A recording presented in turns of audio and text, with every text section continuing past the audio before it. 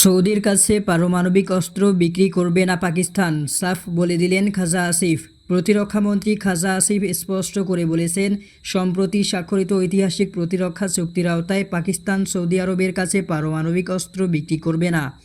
এ সময় তিনি জোর দিয়ে বলেন যে আমরা দায়িত্বশীল মানুষ। 17 সেপ্টেম্বর রিয়াদ এবং ইসলামাবাদ একটি কৌশলগত পারস্পরিক প্রতিরক্ষা চুক্তি স্বাক্ষর করে। এই চুক্তি অনুযায়ী কয়েক দশক ধরে চলমান নিরাপত্তা অংশীদারিত্বকে উল্লেখযোগ্যভাবে শক্তিশালী করার পাশাপাশি প্রতিশ্রুতি দেয় যে দুই দেশের মধ্যে যে কোনো আক্রমণ উভয় দেশের বিরুদ্ধে আগ্রাসন হিসেবে বিবেচিত হবে। কাতারের উপর ইসরায়েলের হামলা এই অঞ্চলের কূটনৈতিক হিসাব নিকাশকে উল্টে দেওয়ার এক সপ্তাহ পর এই চুক্তিটি সই হয়।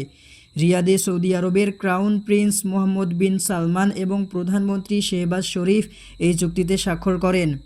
এই যুগান্তকারী প্রতিরক্ষা চুক্তি স্বাক্ষরিত হওয়ার পর বেশ কয়েকটি আন্তর্জাতিক সংবাদ মাধ্যম প্রতিবেদন করেছিল যে পাকিস্তানের পারমাণবিক কর্মসূচিকে চুক্তির অংশ করা হয়েছে। এই দাবিটি দ্রুত সবার মনোযোগ আকর্ষণ করে এবং বিতর্কের সূত্রপাত করে। এদিকে একটি গণমাধ্যম সাক্ষাৎকারের সময় প্রতিরক্ষামন্ত্রীকে সম্প্রতি সই করা প্রতিরক্ষা চুক্তি সম্পর্কে জিজ্ঞাসা করা হয়েছিল। সাংবাদিক জিজ্ঞাসা করেছিলেন, এই চুক্তির কতটা অংশ কাতারে ইসরায়েলি বোমা হামলার প্রতিক্রিয়ায় করা হয়েছে? জবাবে আসিফ স্পষ্ট করে বলেন, চুক্তিটি কাতার হামলার প্রতিক্রিয়া নয়। তিনি জোর দিয়ে বলেন, চুক্তিটি নিয়ে আলোচনা অনেক দিন ধরেই চলেছে।